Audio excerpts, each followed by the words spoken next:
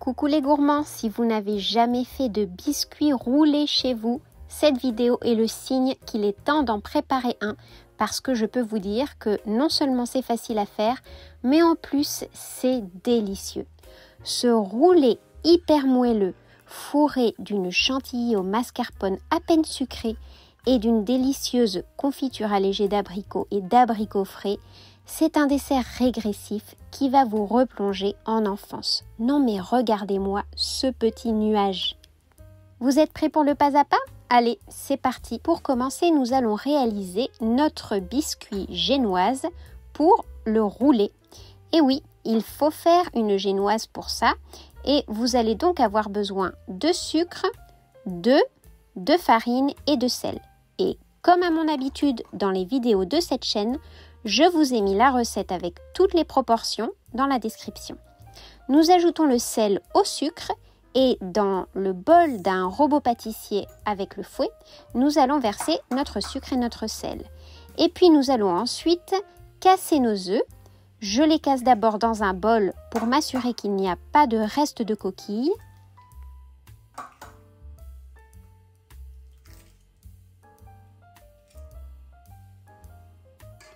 Et ensuite, je les verse sur mon sucre et mon sel dans le bol du batteur. Nous allons maintenant battre nos œufs avec le sucre et le sel pendant 10 minutes. Et oui, je n'exagère pas. Pour obtenir une génoise aussi moelleuse que celle que vous allez voir un peu plus loin dans cette vidéo, il est très important d'obtenir un mélange très mousseux et pour cela, il est important de battre pendant 10 minutes. Regardez comment évolue le mélange. Il devient de plus en plus volumineux, de plus en plus clair et de plus en plus léger. Et c'est exactement ça que l'on veut.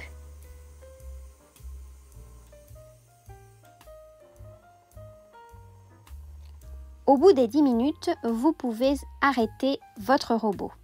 Regardez la consistance que nous avons obtenue. C'est ça que nous voulons avant d'ajouter la farine. Et pour ajouter la farine, nous allons utiliser un tamis qui va nous permettre de l'ajouter très progressivement et en plusieurs fois. Moi, je l'ai fait vraiment très progressivement, comme vous allez le voir ici. Et c'est très important parce qu'on ne veut surtout pas que le mélange que nous avons battu pendant 10 minutes ne retombe. Ça serait vraiment trop dommage. Utilisez un tamis comme celui que j'ai, un petit tamis ou un peu plus grand. Si vous voulez, il n'y a aucun problème.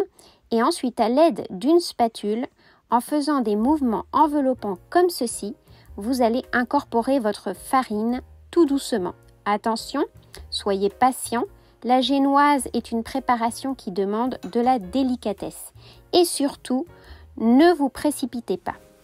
Je vous ai filmé le processus que j'ai légèrement coupé pour éviter que cette vidéo ne dure 30 minutes. Mais si vous ne voulez pas le voir, passez directement à 4 minutes 30. C'est là que je vais verser la génoise sur la plaque à four.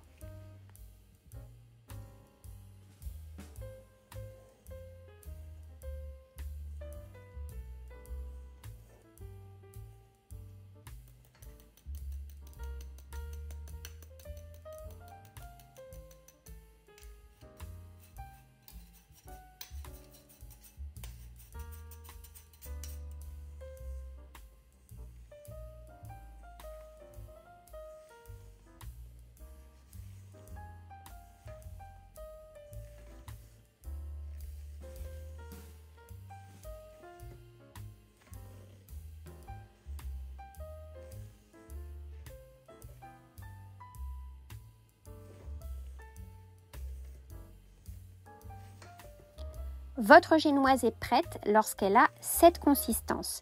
Il ne vous reste plus qu'à préparer une plaque à four chemisée de papier sulfurisé et à y verser votre génoise. Pareil, tout doucement, sans choc, vous allez la verser et l'étaler pour obtenir un rectangle qui fait cette taille, c'est-à-dire environ 25 sur 35 cm.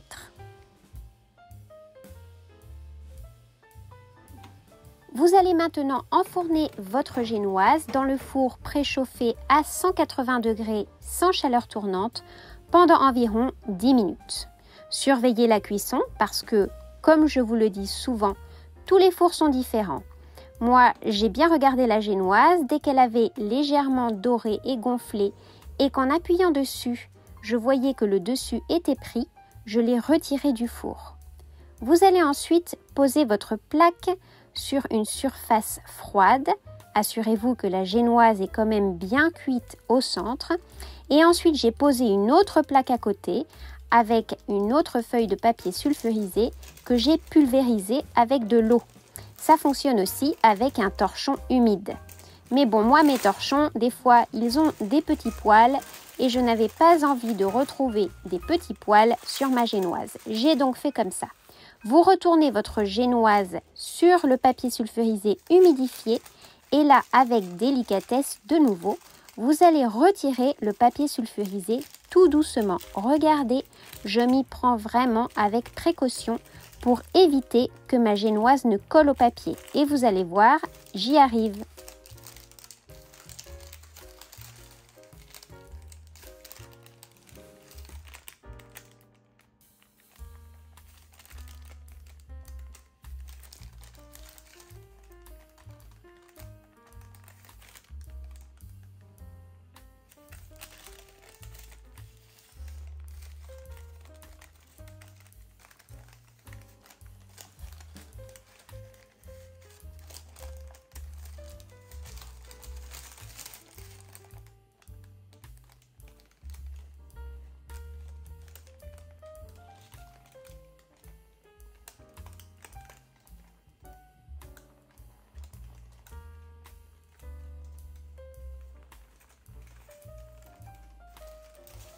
Une fois que votre papier sulfurisé est décollé, vous allez pouvoir rouler votre biscuit directement à ce moment-là, alors qu'il est encore tiède, dans le papier sulfurisé humidifié.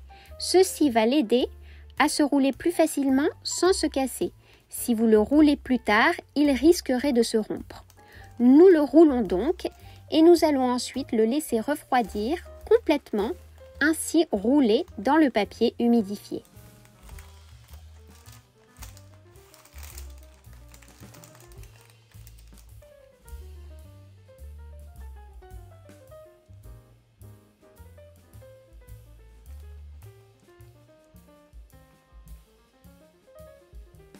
Une fois que votre génoise a refroidi, vous allez préparer votre chantilly au mascarpone. Et pour cela, vous allez avoir besoin de crème liquide entière à 35% de matière grasse, de mascarpone, d'un petit peu de sucre glace, pas beaucoup. Et ensuite, pour garnir, vous aurez également besoin de confiture d'abricot.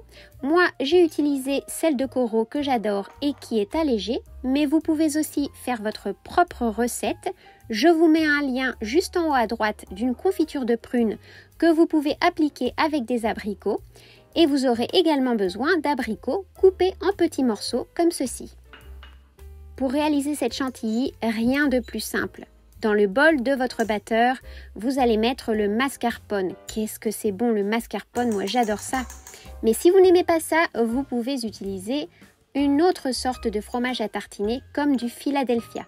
Une fois que vous avez mis tout votre mascarpone dans le bol, vous allez ajouter votre sucre glace et ensuite vous allez également ajouter votre crème liquide entière.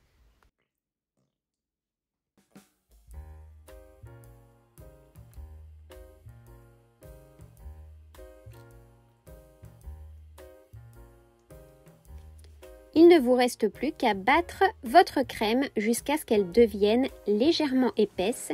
Vous ne voulez pas abuser de ce moment-là parce que la crème risquerait de trancher. Donc observez bien sa consistance, ne vous éloignez pas du robot pendant ce processus. Moi ce que je fais, c'est que comme mon fouet ne va pas exactement jusqu'au fond du bol, des fois je dévisse un peu le bol et je le soulève et je l'incline pour que le fouet atteigne toutes les parties de la crème. Et regardez, en quelques secondes seulement, ma crème est prête. Je ne voudrais pas qu'elle soit trop ferme et tranchée. Regardez, ça y est, c'est bon. Notre crème au mascarpone est prête. Elle est lisse comme tout et elle est délicieusement crémeuse. D'ailleurs, ça me fait penser que si un jour vous faites des scones et que vous ne trouvez pas la fameuse clotted cream, cette chantilly au mascarpone pourra parfaitement la remplacer. Vous allez ensuite vous occuper de dérouler votre biscuit et toujours avec calme et délicatesse, vous allez le garnir avec la crème chantilly et avec la confiture et les fruits frais. Vous voyez, heureusement qu'on l'a roulé parce que sinon il se serait certainement cassé et même comme ça il est encore très fragile. Mais ne vous inquiétez pas, ce n'est pas une recette que vous allez rater parce que vous allez suivre mes instructions au pied de la lettre. Vous étalez tout d'abord votre crème au mascarpone sur votre biscuit, sur une couche assez fine. En fait, j'ai fait suffisamment de crème pour cette taille de biscuit, donc si vous suivez les instructions et les proportions, vous aurez la quantité de crème exacte pour cette recette.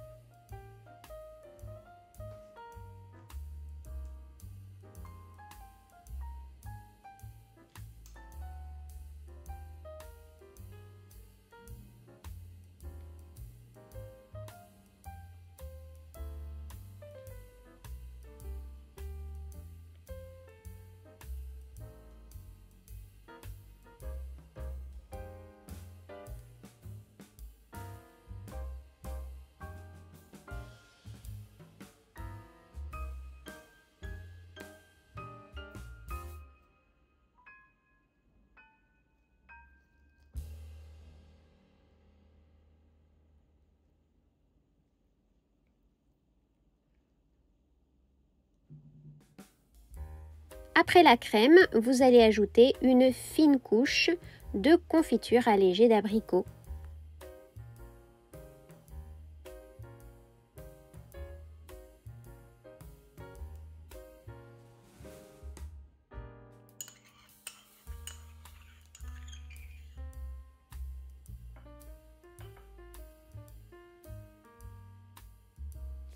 Et enfin, vous allez ajouter vos abricots frais. Comme vous pouvez le voir, j'ai laissé un peu de marge sur les côtés. Vous pouvez en laisser un petit peu plus si vous voulez. Mais bon, vous allez voir, moi je m'arrange à ma manière toujours et il n'y a jamais de problème. Le résultat est toujours satisfaisant. Donc vous allez commencer par rouler votre biscuit. Vous voyez ici, je le roule dans le sens de la longueur, c'est-à-dire qu'il sera plus long que haut, et comme j'ai pas laissé beaucoup de marge du côté où je l'ai roulé, eh bien j'ai dû ajuster un petit peu avec la cuillère, mais ça se fait très facilement comme vous pouvez le constater ici. Vous roulez votre biscuit complètement et ensuite à l'aide de ce même papier sulfurisé que vous allez d'abord décoller de tout le biscuit, vous allez bien serrer votre boudin de biscuit. C'est ce que je vous montre juste après ici sur la vidéo. Vous voyez, je le serre bien dans son papier, je ferme bien le papier et ce que j'ai même fait, c'est que j'ai enveloppé le tout dans du film plastique pour que le biscuit ne sèche pas. Et cela, c'est parce que je vais le placer au frigo jusqu'au lendemain ou environ 6 à 8 heures pour qu'il soit bien froid au moment où je vais le couper. Au moment de le couper, je vais commencer par parer les extrémités pour avoir un biscuit bien net.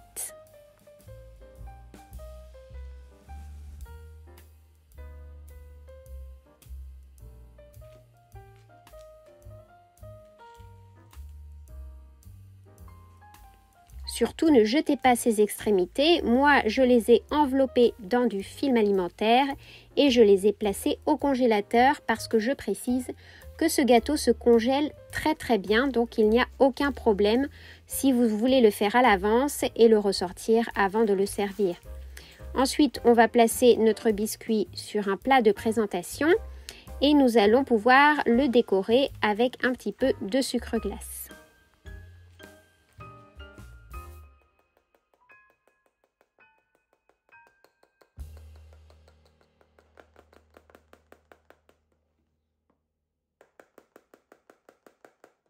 Et voici le moment tant attendu de la dégustation. Et regardez-moi cette petite merveille. C'est un dessert qui va ravir les petits comme les grands parce que, comme je vous le disais au début de la vidéo, il nous replonge en enfance et ceci sans biscuits industriels, sans ajout d'ingrédients bizarres. Vous voyez, ce sont des ingrédients qu'on a tous dans nos placards et dans nos frigos.